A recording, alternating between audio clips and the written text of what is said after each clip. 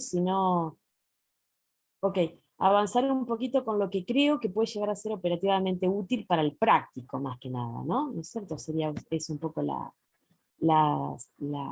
desafío. En principio les decía, yo tomo siempre como dos referentes teóricos que a mí me parecen interesantes en la medida que nos metemos un poco con la escala territorial. Fíjense que lo que les contaba Vicky antes era una visión muy general del mundo, pero que al mismo, del mundo, de la naturaleza, del paisaje, de esta idea del mundo como jardín, que es muy interesante y muy desafiante al mismo tiempo. Y por el otro lado, diríamos que tendríamos la posibilidad de acompañar este proceso con algunas herramientas que más o menos han sido probadas y más o menos funcionan.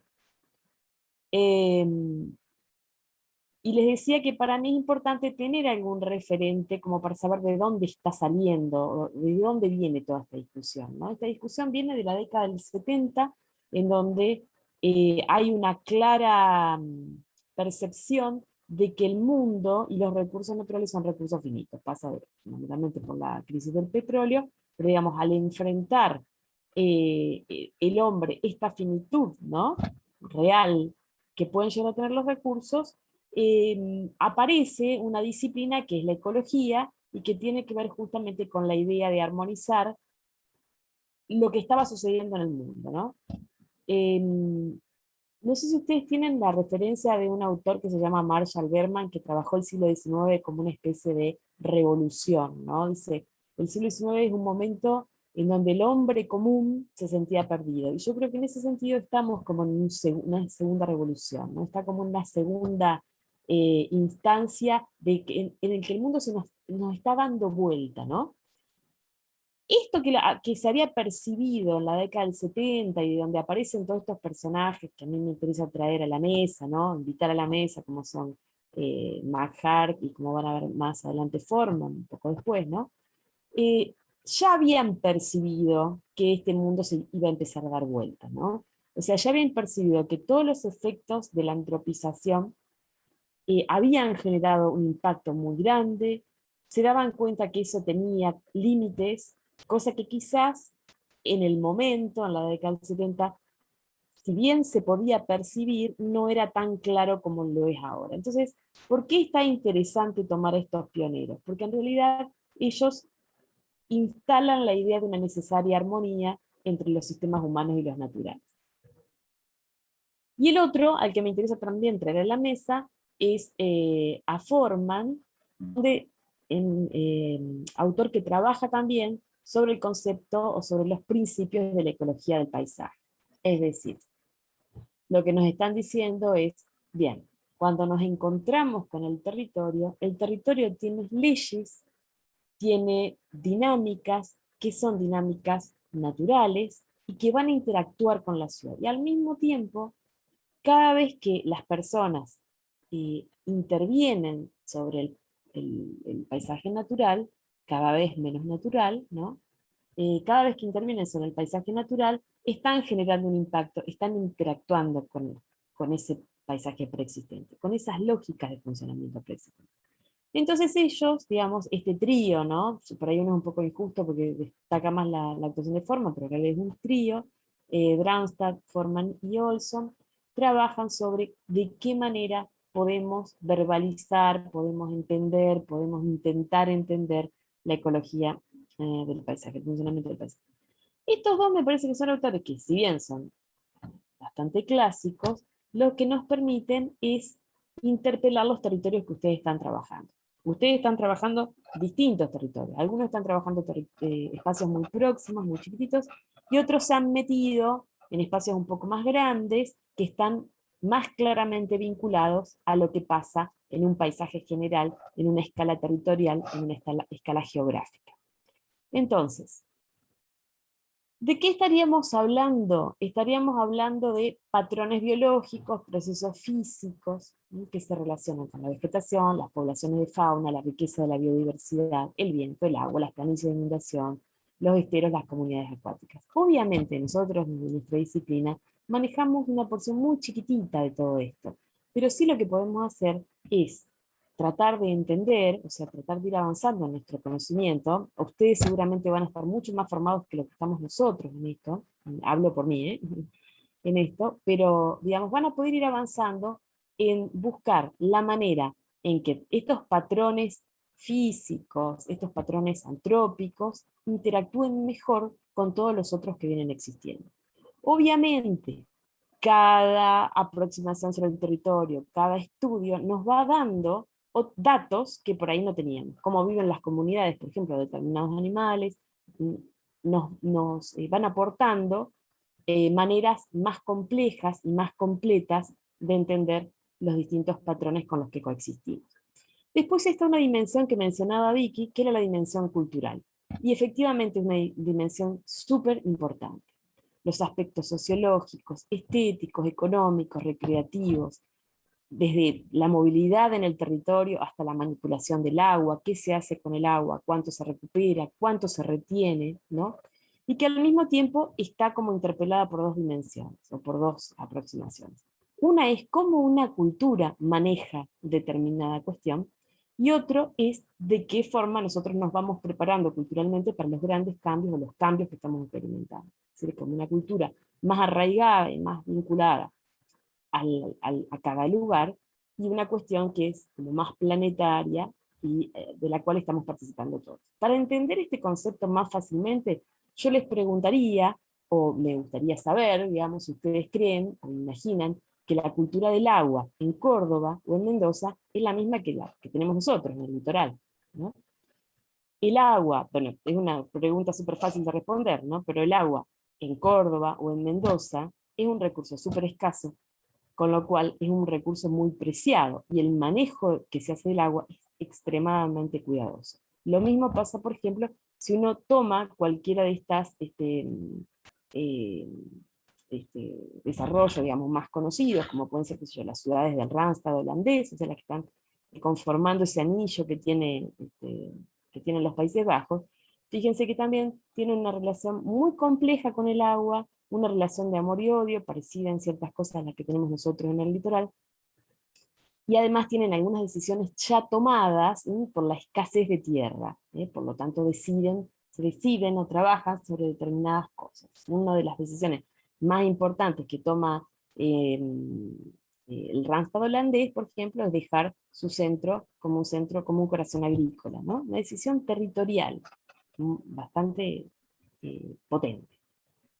Están, Laura, Entonces, perdona que te corte, sí, están así que dentro de los agentes que discuten la cuestión del paisaje y el territorio en Holanda, el agua tiene, el agua tiene voz como organismo.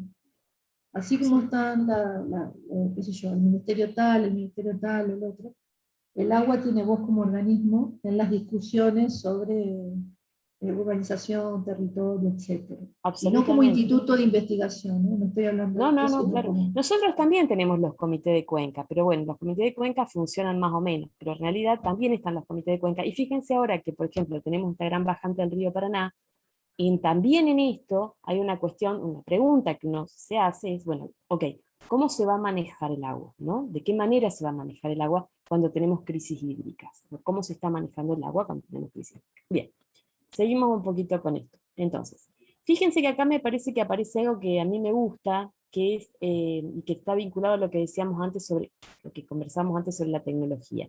En la medida que es mucho más fácil disponer de fotografías aéreas, en la medida que es mucho más fácil disponer de fotos satelitales e interpretarlas, el paisaje se hace como el paisaje geográfico, ¿sí? Esta dimensión más extendida del paisaje, se hace como más presente, se hace más comprensible, ¿sí?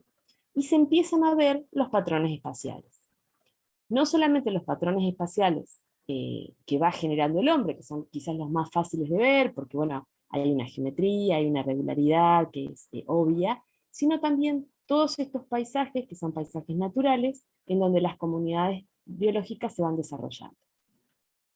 Nosotros en Santa Fe tuvimos que esperar casi a principios del siglo XX para tener, con imperfecciones, una ley de bosques nativos, ¿sí?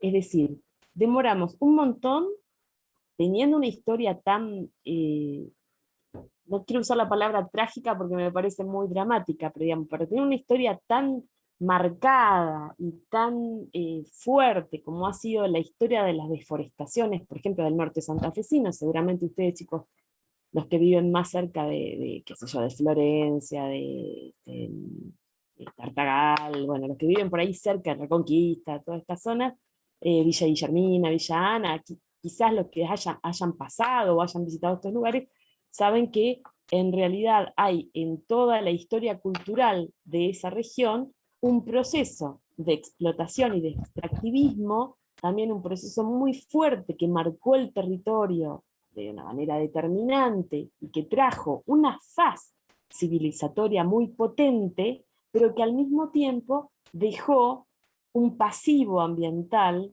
transformó fuertemente ese bosque nativo, y bueno, y ahora realmente no se sabe mucho qué hacer con esto, ¿no? Porque eh, esta histórica coexistencia del hombre con la naturaleza ha dejado un montón de marcas. Hace poquito veía en Instagram, que no se los compartí porque no me di cuenta al resto de la cátedra, que se están haciendo, por ejemplo, en algunos lugares, baños de monte. Entonces, bueno, uno hace toda una experiencia inmersiva en el monte y va a ver los quebrachos y qué sé yo qué. Bueno, la cuestión es que como que recupera cómo es el monte santafesino, el norte santafesino, ¿no?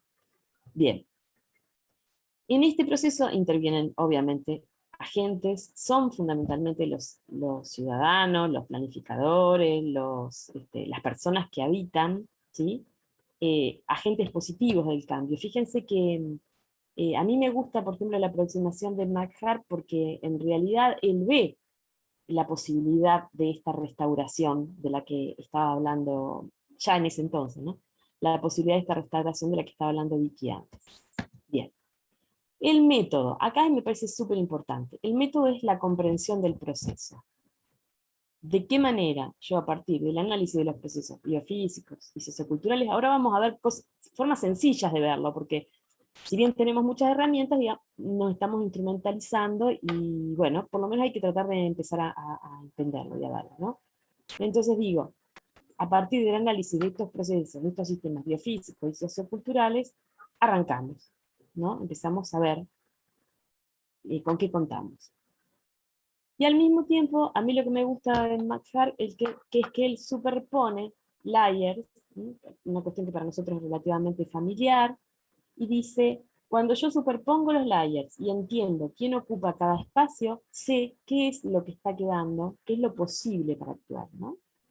Vamos a verlo un poquito en esto, ¿no? Digamos, si yo veo para qué lado escurre el terreno y sé para dónde van las pendientes, si veo lo que es el drenaje superficial y puedo reconocer, ustedes lo tienen en los trabajos que estuvieron mostrando, lagunas, charcas, canales, áreas sin drenaje, áreas que se inundan. Veíamos en alguna de las fotos de ustedes áreas más oscuritas, donde empieza a aparecer, bueno, que ahí hay una pequeña depresión, por lo tanto, ese es un lugar donde hay agua. Napas freáticas, ¿sí? Todos ahora estamos alambrando por el tema de las napas, porque no sabemos si vamos a tener agua, si no vamos a tener agua. En aquellos sectores donde no hay agua corriente, por ejemplo, donde yo vivo, bueno, el agua se está transformando en un problema, ¿no? ¿Cuánto tiempo más voy a tener agua? Y los que viven en ciudades que están provistas por redes, a lo mejor también, los que viven en Santa Fe estoy segura, a lo mejor algunos de los otros también, empiezan a ver, bueno, che, el agua no viene igual, no tiene el mismo gusto, es distinta, bien, fantástico. ¿De qué manera podemos empezar a entender que eso existe en el espacio donde estamos actuando, ¿no? Los tipos del suelo, la calidad del suelo. Dentro de un ratito vamos a ver un mapa del INTA, nosotros se los mencionamos antes, digamos, aquellos que están trabajando sobre esa escala geográfica deberían preguntarse, ¿este área donde yo voy a intervenir o donde yo que estoy estudiando es un área que tiene tierra fértil, que tiene tierra que no es fértil, es arcillosa, es arenosa, como es, ¿no? El valor del suelo también es una cuestión importante. ¿Cuánto vale el suelo donde yo estoy interviniendo? En algunos casos, quizá, ustedes van a ver que el tercer paisaje que ustedes eligieron está en un área muy valiosa, por lo cual hay un factor, que es un factor económico, que también va a empezar a tener que ser considerado, ¿no? Los valores históricos, si están algunos de los chicos que presentaban por ahí, me acuerdo de un convento, bueno, tiene un valor histórico, tiene un valor monumental, no me interesa, no me interesa. Los valores escénicos, ¿sí? Las vistas, hacia dónde estoy viendo, ¿sí? ¿Qué me permite este tercer paisaje percibir? Que a lo mejor si lo cambio me va a generar, digamos, una pérdida. Los valores recreativos, está integrado, se puede integrar al sistema de espacios públicos. Bueno, los valores hídricos, un poco lo que veíamos antes, lagos, humedales, acuíferos, no solamente el drenaje superficial, sino que también el valor en sí de cada uno de esos espacios. Los valores forestales, yo mencionaba la ley de bosques nativos. Buenos Aires también tiene, la provincia de Buenos Aires tiene también reservas y ha reconocido sus áreas forestales. Pero fíjense que después, cuando uno avanza sobre eso, en estas escalas más geográficas, más urbanas, cuando tiene que tomar decisiones sobre qué hacer con eso, por ahí no es tan fácil y necesita o requiere rápidamente de un pensamiento complejo y creativo para decir, bueno, ¿qué vamos a hacer con esto? ¿No? ¿Qué vamos a hacer con todas estas áreas que hoy son reserva, que no se pueden tocar? ¿Cómo vamos a integrarlas en general a la vida y a los distintos digamos, sistemas económicos que de alguna forma con los que interactúan, ¿no? Valores de fauna y flora, recontra importantes. O sea, qué comunidades viven ahí, ¿no? No solamente qué comunidades humanas, sino también que al mismo tiempo se dividen en un montón de grupos, no es lo mismo, digamos, un integrante de una comunidad, pueblo originario, no tiene el mismo uso, la misma manera de actuar sobre el paisaje, no tiene la misma capacidad destructiva tampoco, ¿sí? Lo mismo pasa con la fauna y con la flora. Los valores residenciales, los valores institucionales, o sea, los valores residenciales como valor del mercado, ¿no? Los valores institucionales, la accesibilidad, los servicios y la infraestructura. Todo esto empieza a estar en la mesa, ¿sí? Del diseñador. Y en este caso, del diseñador del paisaje. Bueno, hay un montón de datos a los cuales seguramente ustedes están recurriendo. Quizá algunos están más familiarizados con unos o con otros. El visualizador de la provincia de Santa Fe, más conocido como IDEF, que seguramente ustedes en los urbanismos lo usaron, los que cursaron urbanismo lo usaron, permite, es un SIG, un sistema de información georreferenciada, que permite activar una serie de capas que nos da información. La información que nos da es una información, bueno, despareja, no siempre muy exacta, pero bueno, es un comienzo. El INTA, el Instituto Nacional de Tecnología Agrícola, también ha trabajado muy bien en estos últimos años y ha generado una serie de materiales que los vamos a ver ahora en un ratito. Algunos. La ley de bosques nativos, hay una ley nacional, una ley provincial, que les mencioné. Bueno, ambas son importantes. El inventario de humedales también es súper importante. Uno puede acceder al inventario de humedales para ver si efectivamente están trabajando sobre un área que es humedal. Bueno, para los que trabajan sobre las municipalidades, Municipalidad de Santa Fe, la que sea, ¿sí? Las distintas municipalidades y comunas por ahí arman un poco de info y la visualizan en sus sitios. La información que puedan obtener de, por ejemplo, organizaciones intermedias, como son las vecinales, ¿sí? Obviamente, INDEC y PEC siempre son fuentes, o sea, el Instituto Nacional de Estadísticas y Censos, o el Instituto Provincial de Estadísticas y Censos, quizás le puede aportar algunos datos, ¿no? Y la ley 11720 para la provincia de Santa Fe, la ley de suelos que los clasifica según su relación con el agua, también es una ley importante para nosotros porque somos una provincia que tiene cuerpos de agua muy grandes y que tiene una situación hídrica compleja. Bueno, ¿de qué manera se puede ir, de qué manera se puede ir procesando toda esta información? ¿No? Bueno, de una forma muy sencilla, siempre estoy hablando de la escala geográfica, igual esto también se puede bajar a otras escalas. Bueno, por ejemplo, en este plano que ven acá arriba, ¿qué áreas son inundables? Algunos de ustedes están trabajando sobre cuerpos de agua como arroyos, entonces bueno, lo que tengo que preguntarme es, bien, ¿hay una referencia histórica? que esté fundada en algún estudio, o tengo alguna referencia, puedo preguntar, ¿sí? Hasta dónde llega más o menos el área que ocupa este arroyo en la provincia de Entre Ríos cuando se inunda. Lo comentábamos con Eugenia en alguna de las presentaciones de ustedes. Los lugares históricos, ¿los puedo mapear? ¿Sé dónde están? Los hábitats de fauna, ¿puedo a partir de alguna fuente específica saber que a lo mejor en este bosque que estoy trabajando, en este área que estoy trabajando, hay una especie particular de fauna salvaje que estaría bueno conocer para preservar, o sea, para no romper ese hábitat que ya está constituido? Obviamente la vegetación existente, acá tenemos por ejemplo 3 colores de vegetación. Cuando miren ustedes, según a ustedes abre, perdón, en el visualizador de la provincia de Santa Fe el mapa de bosques nativos, se va a dar cuenta que también hay varias categorías que indican cuánto puedo actuar sobre el bosque a nivel provincial, ¿no? Bueno, y también esta mirada un poco geográfica desde arriba nos va a empezar a dar algún datito más interesante. En este caso es más evidente porque la orografía acá es como más potente que la que tenemos nosotros, donde todo es mucho más llano, pero donde voy a poder empezar a reconocer cuáles son estos grandes componentes del paisaje, ¿no? Los voy a poder empezar a ver, empezar a dibujar y por lo tanto empezar a entender. Bien, y también voy a poder ir haciendo, a partir de eso, unas ciertas interpretaciones de aquello que me interese más, ¿no? O sea, a partir del reconocimiento específico de esa geografía, digamos, de esa secuencia espacial, de esas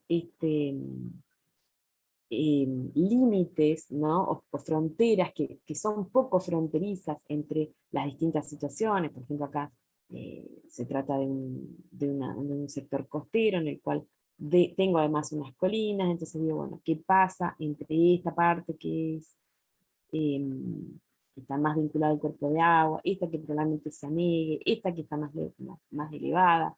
Bueno, son iguales, no son iguales, tienen el mismo tipo de vegetación. Poder representarlas, poder hacer un pequeño corte, poder mostrarlas, también está bueno porque nos permite, como decía antes, entenderlas un poquitito más. Bueno, el otro concepto que me parece importante es este del modelo estructural del paisaje, ¿no? Esto es como una aproximación muy sencillita, porque bueno, todo esto, como les decía antes, es como para irlo trabajando y viendo a ver cómo nos resulta, si lo podemos usar, si nos da un resultado, si nos genera, eh, digamos, una producción que nos parezca útil. Pero bueno, hay una manera de entender muy fácil estructuralmente un paisaje, que es, una vez que yo ya ubiqué que se trata de una región geográfica, una ecorregión específica, que al mismo tiempo esa ecorregión tiene una determinada estructura, ¿sí? Una vez que yo ya entendí eso, que se trata de un borde costero, que se trata de una ribera, que es la relación entre la ribera, el curso principal de agua y un borde que es inundable. Bueno, una vez que yo ya pude captar cómo es esa situación, puedo bajar un poquito más la lupa. Esto lo van a terminar de ver con más profundidad a partir de una clase de Eugenia, donde desarrolla un poco el abordaje de Forman. Pero digo, bueno, acá puedo tratar de entender si es posible hacer una lectura como de categorías, ¿no? Entonces, bueno, estas categorías son un poco categorías casi, yo diría, geográfico-ecológicas o geométrico-ecológicas, por llamarlo de alguna forma. Y me parece que están buenas para nosotros porque son elementos que nos resultan relativamente familiares. Parches, corredores y matrices, ¿sí? Parches o teselas, ahora lo vamos a ver más claramente, es como la unidad. La matriz es como el parche está organizado y el corredor son los elementos lineales.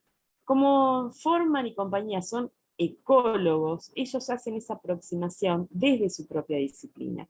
Entonces nosotros lo que hacemos es una especie de proceso de transformación, ¿no?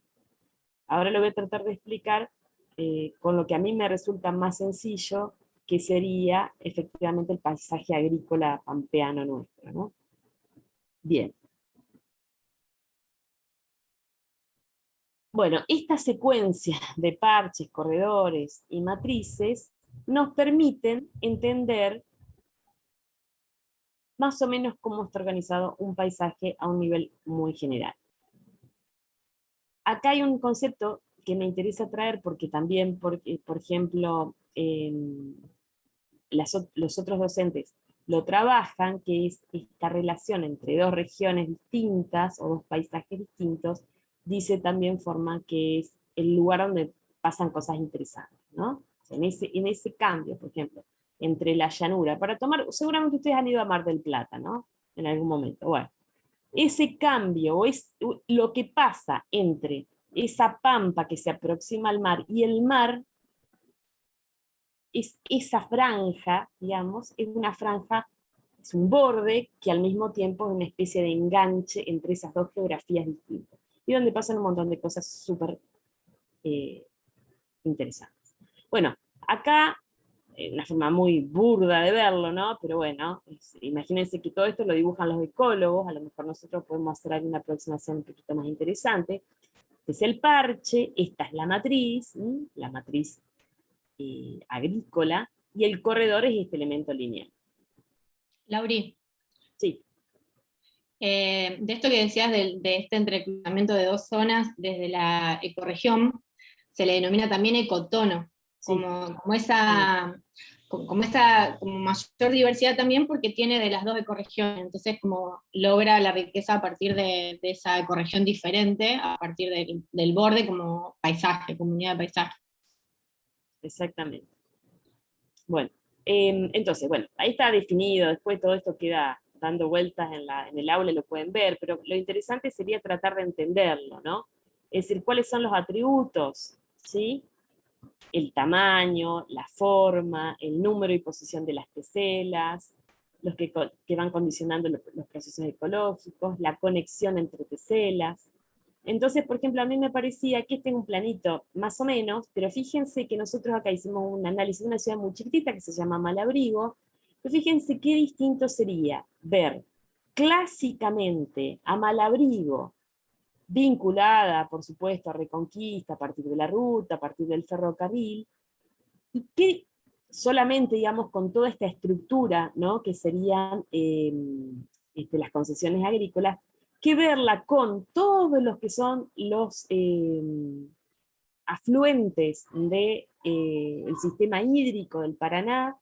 Qué distinto es verla con lo que yo le decía, los distintos colores de la clasificación que hace la ley de bosques de la provincia de Santa Fe respecto a cuánto se puede intervenir en cada uno de los de estas teselas agrícolas, ¿no?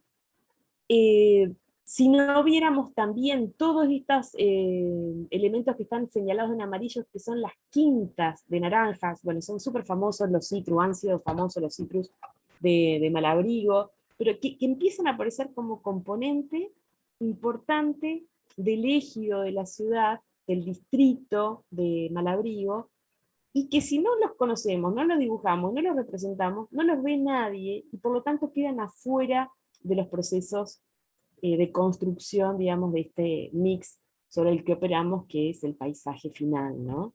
Con el que estamos trabajando.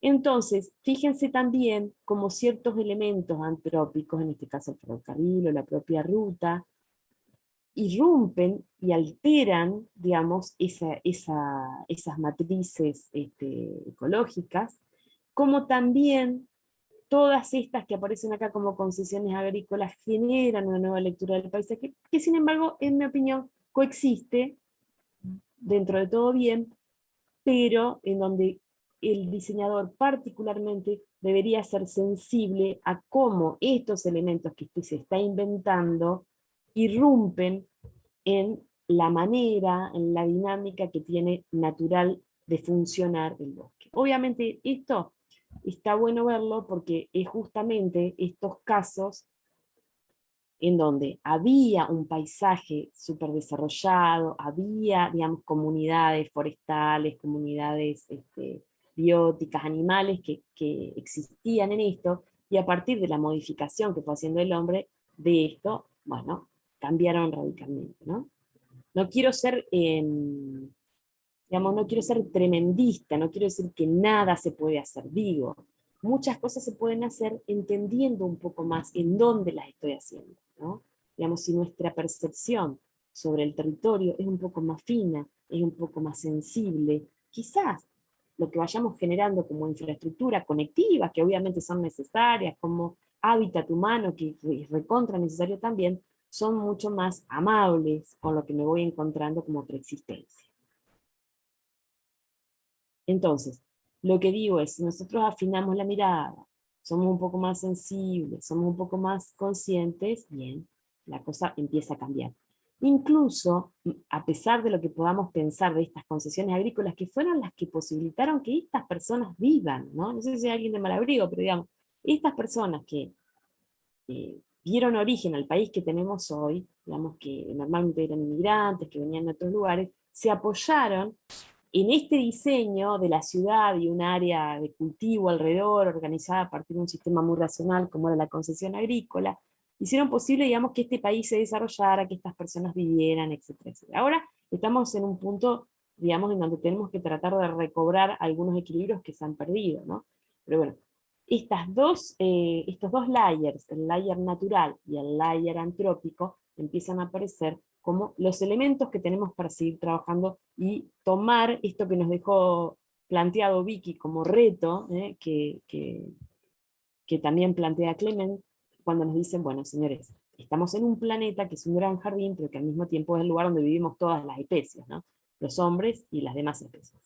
Bien, lo mismo lo podemos hacer a medida que vamos bajando la lupa, ¿eh? Esta es la misma ciudad, vista un poquito más cercana, pero bueno, lo que tenemos que empezar a pensar es, ¿de qué manera nuestros patch, nuestras teselas de nuestra matriz agrícola, perdón, nuestra matriz forestal, de estos bosques que tenemos, nuestros elementos lineales, acá estos elementos naturales, como son los distintos efluentes del río, de los arroyitos, digamos, que son del sistema del Paraná, empiezan a poderse enganchar con otras propuestas que se van haciendo y hacer que este paisaje sea un poco más amable, ¿no? Que logre que estas dos dimensiones, la antrópica y la natural, sean un poco más amables entre sí. Entonces, bueno, hay decisiones proyectuales, decisiones de desarrollo urbano, que van a tener que tratar de acompañar mejor o ensamblarse mejor con esta capa natural, ¿no?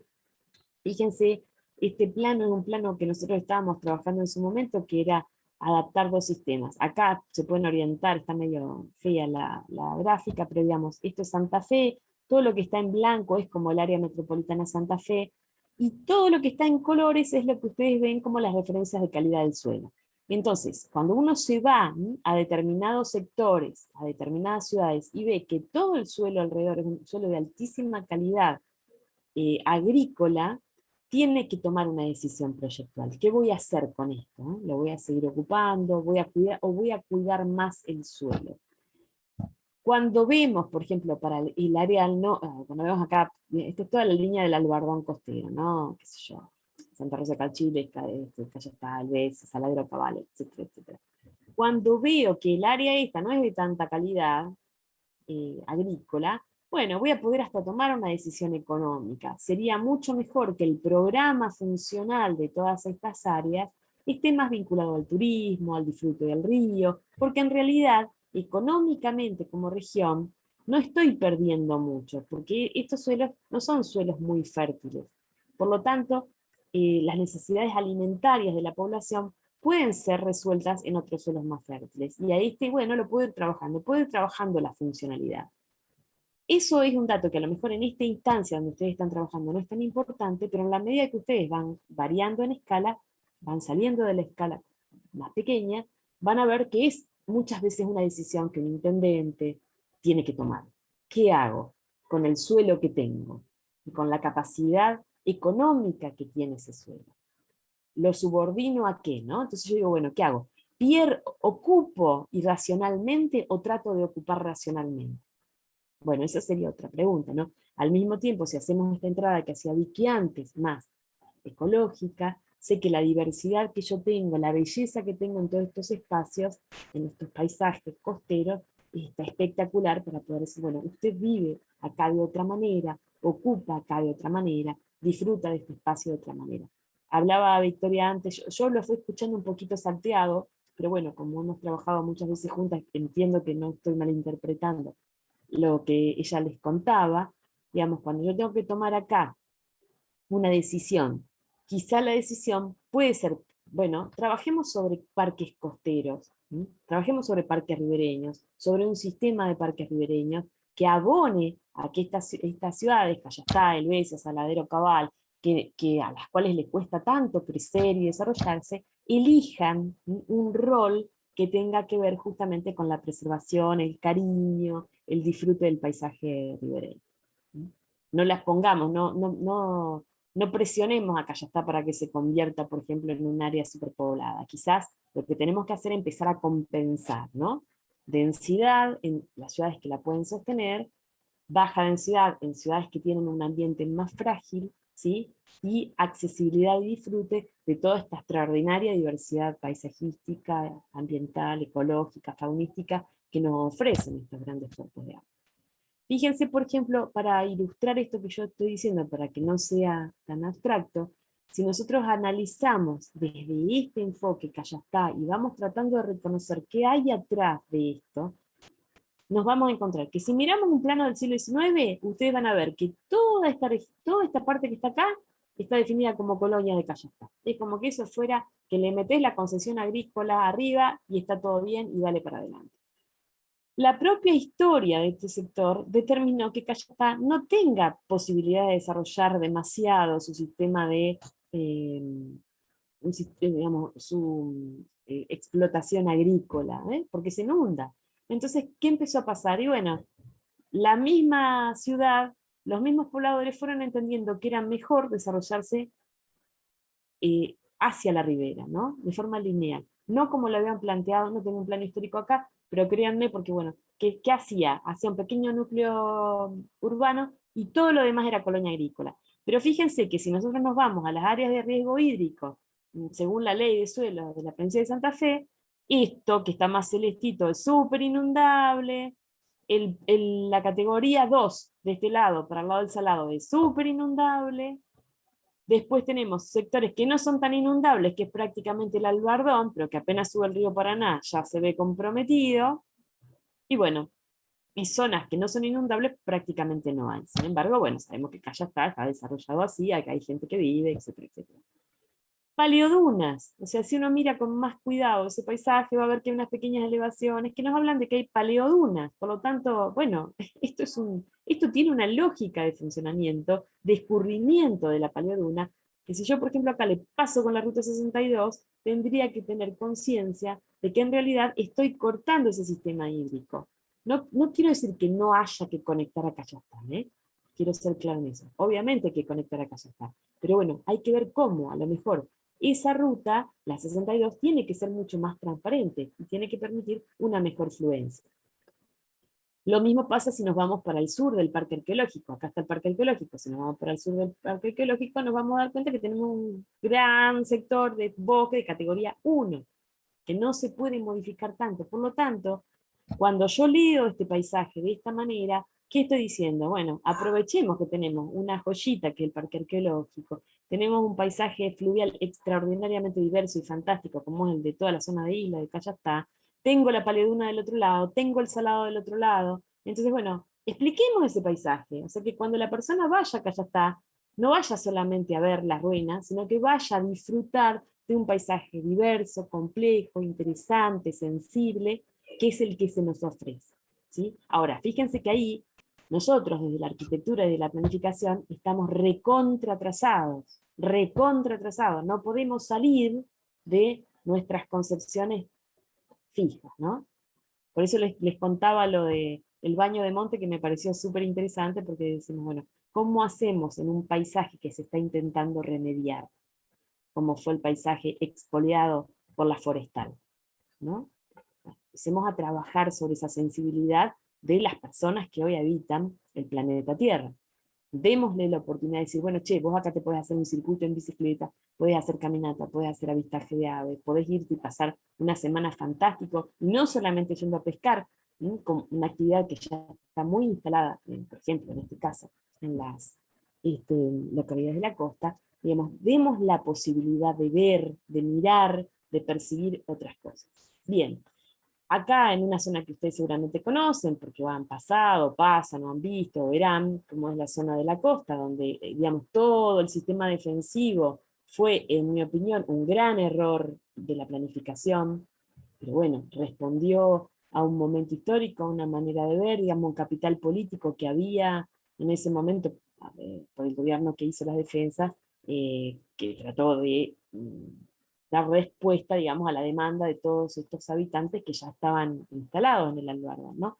Pero si lo empezamos a ver con más detalle, ustedes van a descubrir que acá hay un montón de elementos que están pintados de amarillo, que son todas cosas que existían y que le dieron sentido, que hicieron posible una interpretación, el desarrollo de este territorio, al mismo tiempo que hoy nos hacen posible una interpretación de cosas que se hicieron bien y cosas que se hicieron mal, y que nos va dejando, ¿no?, un montón de huellitas muy arqueológicas, que bueno, que también está bueno poder interpretar y poder trabajar. Y de nuevo, ¿no? O sea, una vez que yo empiezo a meter las capas juntas, hay un problema, cuando uno arma en sí, esto hay un problema porque los sistemas de referenciación son distintos, porque estos relevamientos se hicieron aerofotográficamente y a partir de fotos satelitales, con lo cual son muy pocos precisos, pero que nos dan una pista, vamos a tomarle el lado bueno, nos dan una pista por dónde voy, ¿no? Fíjense que acá, por ejemplo, que tienen el Colastiné, tienen todo esto que está pintado en verde, que en realidad debería estar en donde hay tierra, ¿no? Que bueno, que es todo bosque nativo. O sea, cuando yo voy al Colastiné, voy a ver el bosque nativo. Bien. Todos estos sistemas lagunares, lagunitas, cursos que ya no funcionan, pero que quedan integrados, ¿no? Y que normalmente, bueno, en este caso, yo en su momento había estudiado las fábricas de La Guardia acá, pero por ejemplo acá la defensa, para darles un ejemplo de la brutalidad que tenemos cuando hacemos las cosas, la defensa le pasa por la mitad del predio de las fábricas. Por lo tanto, si uno quisiera reconstruir la relación de una fábrica de cerámica, en este caso se fabricaban caños, ¿no?, que se exportaban. En Santa Fe, en La Guardia se exportaban caños a Sudamérica, que eran caños vítreos, ¿no? Pero le pasaron por la defensa por el medio del predio de la fábrica. Es decir, si uno en algún momento quisiera reconstruir esa situación, o quisiera ver cómo era esa situación en la cual se extraía la arcilla de ese mismo lugar, se llevaba a la fábrica y en la fábrica se producía el caño, no lo puedo hacer porque tenés la defensa en el medio que te generó un terraplén que es impasable. O sea, lo tenés que escalar para un lado y bajar para el otro. Con lo cual, esa sensibilidad es una sensibilidad que también hay que practicar, ¿no? Bien, esto ya se va de tema. Bueno, un poco la idea era contarles o tratar de hacer que cuando ustedes trabajen sus lugares, los lugares que han elegido, los miren con particular atención, traten de proveerse de todos estos materiales que están, ¿no? En lo que decía, el INTA tiene un montón de planos, el visualizador de la provincia de Santa Fe tiene un montón de planos, traten de ver, digamos, cómo está construido este paisaje para poder entender sus dinámicas y para que las elecciones que ustedes vayan haciendo acompañen y no irrumpan y corten estas teselas, estos corredores, estas matrices que ya están funcionando, ¿no? O sea, el llamado sería, tratemos de ser un poco más, por lo menos un poquito más sensibles.